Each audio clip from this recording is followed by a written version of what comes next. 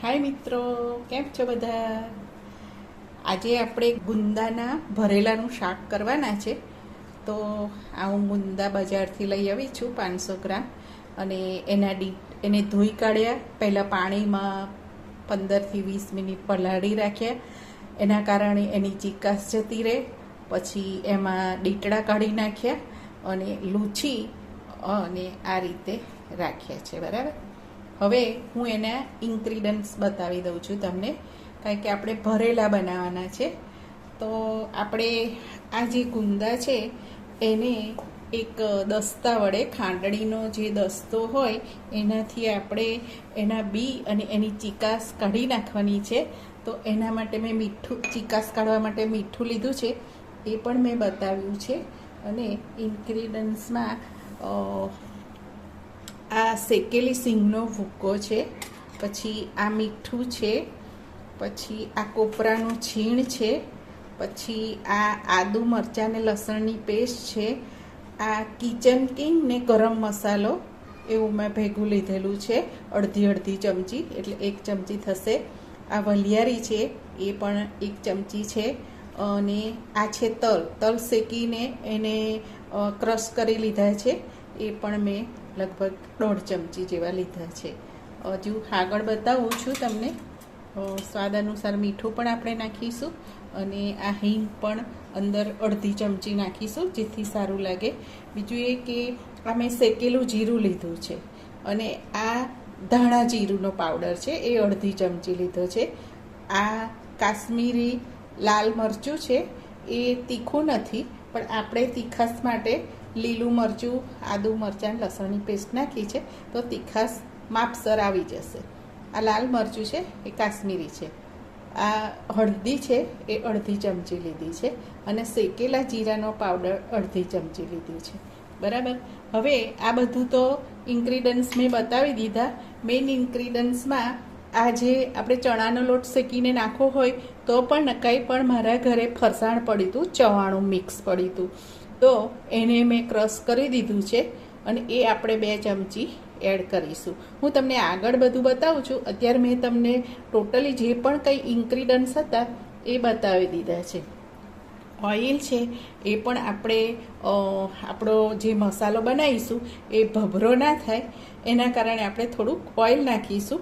અને અંદર ઓઇલ નાખવાથી એ શું છે કે ભભરો નહીં થાય, નીકળી નહીં જાય ગુંદામાંથી, એના કારણે ઓઇલ નાખીશું. જેટલું જરૂર હશે એટલું નાખીશું આપણે. ઓકે. હવે આપણે આગળની પ્રોસિજર કરીશું. એમાં આ ગુંદા છે, એમાંથી હું બી અને ચીકાશ કાઢી લઈશ. હો મિત્રો, આ રીતે આપણે કરી દીધું છે, લૂછી કાઢ્યું છે, એનું ડીટું કાઢી નાખ્યું છે, અને આ રીતે એને ફોડી લેવાનું, અને આવું અણીવાળું ચપ્પુ લેવાનું, અને એ મીઠાવાળું કરવાનું, અને પછી આપણે આ રીતે એના બી કાઢી નાખવાના.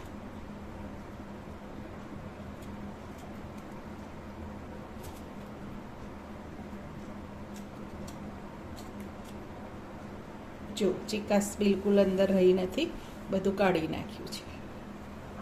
બસ આ રીતે હું આ બીજું પણ હું તમને કરીને બતાવું છું. આ રીતે પેપરમાં રાખવાના, જેથી આપણું પ્લેટફોર્મ બગડે નહીં. આ રીતે મેં ફાડી લીધું છે, અને આ મીઠાવાળું મેં ચપ્પુ કરી દીધું છે, અને એની અણીની ધારે આપણે આ બી કાઢી લેવાના છે. બરાબર. આ બી કાઢેલા દેખાડું છું. જો આમાં પણ બધી ચીકાશ નીકળી ગઈ છે, કશું રહ્યું નથી. બરાબર. આપણે બધા આ રીતે કરી લઈશું. હલો, તો મિત્રો જો બધા બી કાઢી નાખ્યા છે, અને કશી ચીકાશ અંદર રહી નથી. બરાબર. આ બી મેં કાઢી નાખ્યા છે મીઠાથી. બરાબર. હવે આપણે મસાલો કરીશું અને એની અંદર ભરીશું. હવે હું તમને આગળ પ્રોસિજર બતાવું. એક ટ્રે લઈ લઉં છું, અને એમાં આપણે મસાલો કરીશું. તો આપણે માપ પ્રમાણે કરીશું. બરાબર. આમ તો મેં માપ તમને બતાવ્યું જ છે. હવે વલિયારી છે, એ 1 ચમચી જેટલી છે. બરાબર. તલ શેકી લીધા હતા, અને એને ક્રશ કરી દીધા છે. આપણે 1 ચમચી અને બીજી અડધી, એમ કરીને 1.5 ચમચી જેટલું તલ નાખ્યા. પછી આ સિંગનો ભૂક્કો છે એ પણ હું 1 ચમચી નાખું છું. બરાબર.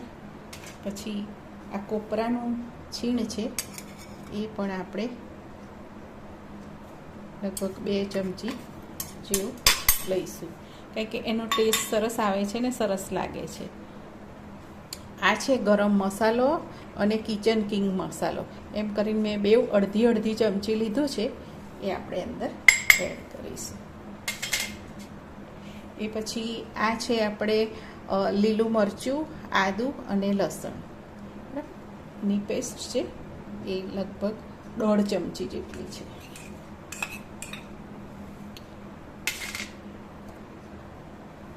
હવે આ જે છે એ મેં ફરસાણ હતું મિક્સ ચવાણાનું, એને ક્રશ કરી નાખ્યું છે. આપણે એમાંથી 1 2 3 અને 4 ચમચી જેટલું નાખીશું. આવી નાની ચમચી છે, બરાબર, એટલે 4 ચમચી જેટલું મેં એડ કર્યું છે. હવે સ્વાદ અનુસાર મીઠું નાખીશું. લગભગ 1 ચમચી જેટલું લીધું છે. આ સ્વાદ અનુસાર મીઠું નાખીએ છીએ. હવે આ બધું મિક્સ કરી દઈશું મિત્રો. હવે હિંગ નાખવાની છે, એ આપણે નાખીશું. આ બધું મિક્સ કરી દેવાનું આ રીતે. પછી હિંગ નાખીશું. મેં રામદેવની હિંગ લીધી છે, લગભગ અડધી ચમચી જેવી લીધી છે. આ રીતે બધો મસાલો મિક્સ કરી દઈશું. હવે મિત્રો જો આ મસાલો આપણે અંદર મિક્સ કરી દીધો છે બધો. હવે આપણે આ 1 લીંબુનો રસ નાખ્યો છે મેં, બરાબર. એનાથી ચીકાશ બી ઓછી થઈ જશે, અને આમે આપણા ગુજરાતમાં ભરેલા શાક હોય તો એનો ખાટો ને મીઠો ટેસ્ટ આવવો જોઈએ. હવે આ લગભગ મેં 1.5 ચમચી જેટલી ખાંડ લીધી છે, દળેલી ખાંડ છે. આગળ મેં ઇન્ગ્રીડિયન્ટમાં બતાવવાની રહી ગઈ છે, તો અત્યારે મેં નાખી છે, તો તમને એની અંદર બતાવી છે, બરાબર. આ 1.5 ચમચી જેટલી ખાંડ બી નાખી છે. હવે હું હાથેથી મસળી લઈશ, તો શું છે કે એકદમ બધું મિક્સ સરસ થઈ જાય, બરાબર મિત્રો. જો આ રીતે મસાલો આપણો જોઈશે. હજુ આપણે હળદર, લાલ મરચું એ બધું નાખવાનું બાકી છે, પણ આ બધું હું મિક્સ કરી લઉં, બરાબર. જો મિત્રો મસ્ત મિક્સ થઈ ગયું છે. હવે આપણે જે બાકી રહી ગયેલા છે એ રૂટીન મસાલા નાખીએ. હવે જો મેં 1 ચમચી કાશ્મીરી મરચું લીધું છે, અડધી ચમચી હળદર છે, આ શેકેલો જીરાનો પાવડર અડધી ચમચી લીધું છે, ને આ ધાણા જીરું છે. આ બધું હું આમાં એડ કરું છું, એટલે રૂટીન મસાલા પણ આપણા આવી ગયા, બરાબર. હવે આ રીતે મિક્સ કરી દઈશું બધું, અને પછી થોડો ટેસ્ટ બી કરી લઈશું મિત્રો, કે જેથી કશું ઓછું હોય તો આપણે અત્યારે હાલ આ સ્ટેજ પર નાખી શકીએ, બરાબર. જો મિત્રો આ રીતે થોડું ઓઇલ બી પણ આપણે નાખીશું, કારણ કે જે મને ઓછું લાગે છે.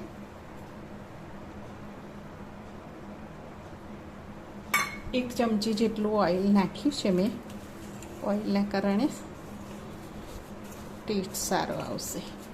અને આપણો જે મસાલો છે એ જે આપણે ગુંદામાં ભરીશું તો અંદર ચીપકીને રહેશે, બરાબર. હવે હું ચાખું છું મિત્રો, જોઈ લઉં છું કે આમાં કશું ઓછું નથી ને, કે આ સ્ટેજ પર ચાખીએ તો આપણે નાખી શકીએ, બરાબર મિત્રો.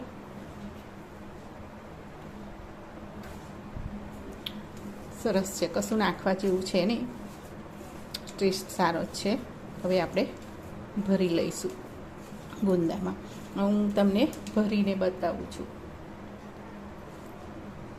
આ રીતે ગુંદું લેવાનું, જો મિત્રો, અને આ રીતે ભરી દેવાનું. જો મિત્રો આ રીતે ભરી દેવાનું, બરાબર. જેમ રીંગણમાં આપણે આખા ભરેલા રીંગણ કરતા હોય અને મસાલો ભરીએ છીએ એ રીતે આપણે ભરી લેવાનો અને એક ટ્રેમાં મૂકી દઈશું. જો મિત્રો, તો આપણા બધા જ ભરી લીધા છે, બરાબર. હવે આપણે એને શાક થવા માટે રેડી છે. આપણા શાક થવા માટે હવે આપણે એને વરાળથી કરીશું. હવે મેં આ રીતે એક વાસણ લઈ લીધું છે, જે આપણે ઢોકળિયું હોય છે ને એ લીધું છે, અને એની અંદર પાણી એડ કર્યું છે, અને મેં કાળું ના થઈ જાય નીચે એટલા માટે લીંબુનું એક ફાળ નાખી છે, બરાબર. હવે આગળની પ્રોસિજર બતાવું છું. હવે આપણે એને પ્રગટાવી દઈશું.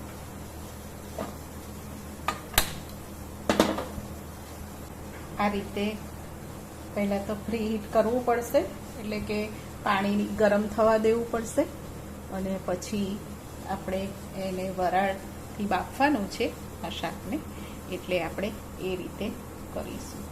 હવે જો આ રીતે ઇડલીનું આવી ડીશ આવે છે એ મૂકી દઈશું તો પણ ચાલશે મિત્રો. જો આ રીતે, બરાબર છે. અને એને ઓઇલવાળી કરી દઈશું, જેથી ચોંટી ના જાય. આ રીતે ઓઇલવાળી કરી દઈશું હાથેથી. પીછી હોય તો પીછીથી કરી દેવાની. અત્યારે મેં તો હાથેથી જ કરી દીધું છે, બરાબર. આ રીતે ઇડલીની ડીશ મેં લઈ લીધી છે અને ઓઇલથી ગ્રીસ કરી દીધી છે. હવે આપણે એમાં છે ને આ રીતે ગોઠવી દઈશું. જેટલા સમાય એટલા એક ખાનામાં મૂકી દેવાના. આ રીતે આમાં કાણાવાળું મૂકવાનું, પણ કંઈ પણ પાણી ના જાય એનું ધ્યાન રાખવા માટે આ રીતે સરસ થાય છે, કોરા એકદમ. ને પછી આપણે આને વઘાર કરીશું. અત્યારે તો બાફી લઈએ આપણે આ રીતે, પછી હું તમને વઘાર કરીને પણ બતાવીશ. અમે આ રીતે કરીએ છીએ, એટલે તમને મેં મારી રીત બતાવી છે. દરેકની સ્ટાઇલ તો જુદી જુદી હોય છે. હું આ રીતે કરું છું તો મેં આ રીતે બતાવ્યું છે. સરસ થાય છે મિત્રો, આ રીતે, બરાબર. આ રીતે મેં ઇડલીના ખાનામાં વરાળથી બાફવા માટે મૂકી દીધા છે, બરાબર. હવે એનું ઢાંકણ ઢાંકી દઈશું, એવું તમને આગળ બતાવું છું. આ રીતે હવે આને કપડું બાંધવાનું છે, તો શું છે કે પાણી આમાં ચૂસાઈ જશે, અને વરાળનું જે પાણી હોય એ આપણા ગુંદામાં પડશે નહીં. એટલે હું તમને કપડું બાંધીને પણ બતાવું છું. જો મિત્રો, તો આ રીતે કપડું બાંધી દીધું છે ઢાંકણની, અને આ રીતે મેં ઢાંકી દીધું છે. એટલે જે વરાળનું પાણી હોય ને એ આ કપડું ચૂસી લેશે, એટલે આપણા ગુંદામાં પડશે નહીં. હજુ આપણે વઘાર કરવાનો બાકી છે, તો આગળ કરીશું. તો મિત્રો, આપણે જોઈ લઈશું આપણું શાક ગુંદા થઈ ગયા છે કે નહીં એ જોઈ લઈશું આપણે.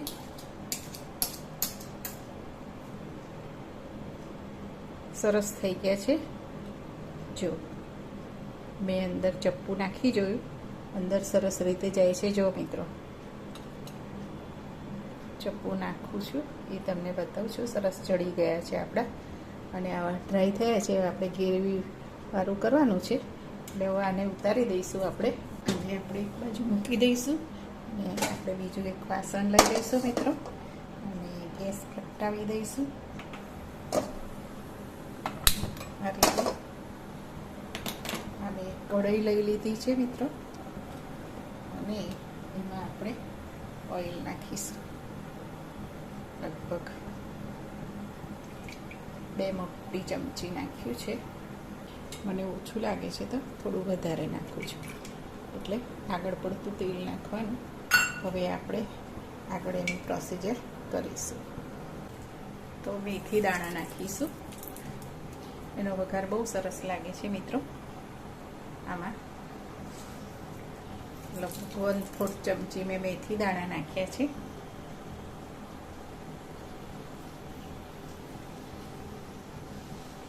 પછી મેથી દાણાનો આપણે વઘાર કરીશું મિત્રો.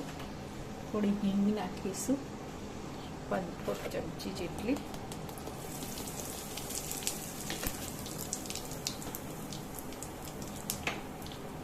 ગેસ બંધ કરીશું કારણ કે આપણો વઘાર બળી જશે.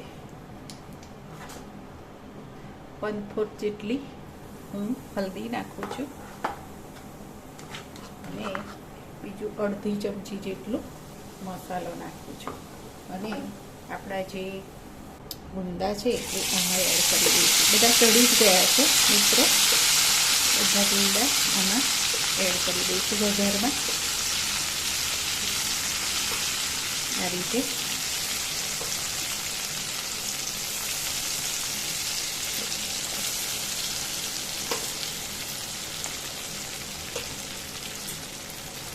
આ રીતે વરાળથી કરવાથી બહુ સરસ થાય છે મિત્રો.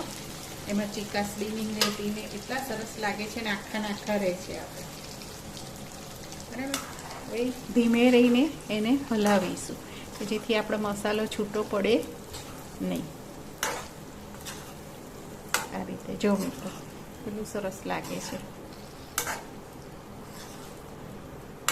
આ રીતે હળવા હાથે હલાવવાનું.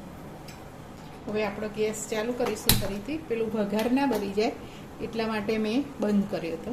ધીમા શેકે રાખીશું. અને મેં આ છાશ લીધી છે, દહીંની છાશ બનાવી છે મિત્રો. જો આ રીતે જાડી આમાં એડ કરીશું.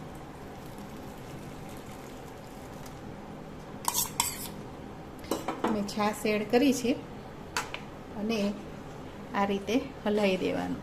તો આપણું ગ્રેવીવાળું શાક સરસ થઈ જશે. એમાં જે પેલો આપણે મસાલો એડ કર્યો છે તો એનાથી ઠીક થઈ જશે. બરાબર મિત્રો. અને આ રીતે ફાસ્ટ રાખવાનું ગેસની ફ્લેમ ફાસ્ટ રાખવાની. અને આ જે ઓઇલ છૂટું પડે પછી આપણે બંધ કરીશું.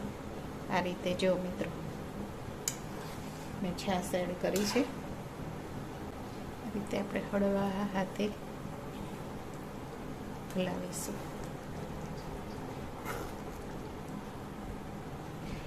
આ 3 થી 4 વ્યક્તિને આટલું શાક થઈ જશે મિત્રો. બરાબર. છાશ નાખવાથી બહુ સરસ લાગે છે ગ્રેવી. એટલે આ રીતે બસ અમારે ત્યાં આ રીતે શાક બનાવીએ છીએ અમે. એટલે મેં મારી રીત બતાવી છે તમને. દરેક જણની રીત અલગ હોય છે. જો મિત્રો કેટલું સરસ લાગે છે.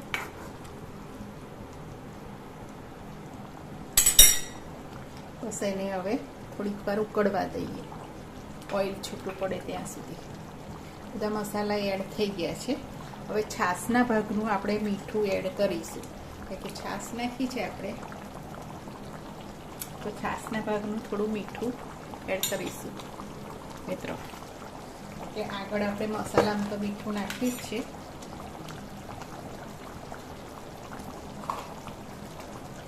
આટલું 1/4 ચમચી મીઠું છાશના ભાગનું નાખું છું. જો આ રીતે બરાબર ઉકળવા દેવાનું. એટલે આપણી ગ્રેવી સરસ થઈ જશે. પછી પરોઠા, નાન અથવા તો રોટી સાથે ખાઈ શકીએ છીએ. ભાત સાથે બી ખાઈ શકીએ છીએ આપણે. બસ આ રીતે ઉકળવા દેવાનું. ઓઇલ છૂટું પડે ત્યાં સુધી આપણે શાક ઉકળવા દઈશું મિત્રો. જો મિત્રો કેટલું સરસ શાક લાગે છે આપણું. છે ને ટનાટન. તો પરોઠા સાથે ખાવાની ખૂબ મજા આવે છે. તમે પણ આ રીતે કરજો. વરાળથી બાફીએ છે તો બહુ પછી બનાવવાની વાર નહીં લાગતી. અને જો આપણે ડાયરેક્ટ જ છાશમાં કેમ તેમ વઘારીએ છીએ તો ચડતા બહુ વાર લાગે છે. જો મિત્રો, અને આ વરાળથી બાફીએ છે ને તો એનો ટેસ્ટ પણ એવો ને એવો એટલો સરસ લાગે છે. જો મિત્રો કેટલું સરસ શાક થાય છે. બસ તમે પણ આ રીતે બનાવજો. અને મારો વિડીયો ગમ્યો હોય તો રેસીપી શેર કરજો, લાઈક કરજો, મને કોમેન્ટ કરજો. તો ચલો ત્યારે આપણે સર્વ કરીને બતાવું છું તમને. ઓકે મિત્રો, આપણું આ શાક સરસ થઈ ગયું છે. ગુંદાના આખા ગુંદા ભરેલાનું શાક. બરાબર. અને પરોઠા સાથે મેં સર્વ કર્યું છે. લાઈક કરજો, કોમેન્ટ કરજો, શેર કરજો. અને જે નવા હોય એ સબસ્ક્રાઈબ કરજો, જેથી તમને મારા વિડીયો સૌથી પહેલાં મળી રહે. ઓકે, તો ફરીથી મળીશું નવા વિડીયોમાં. Bye bye.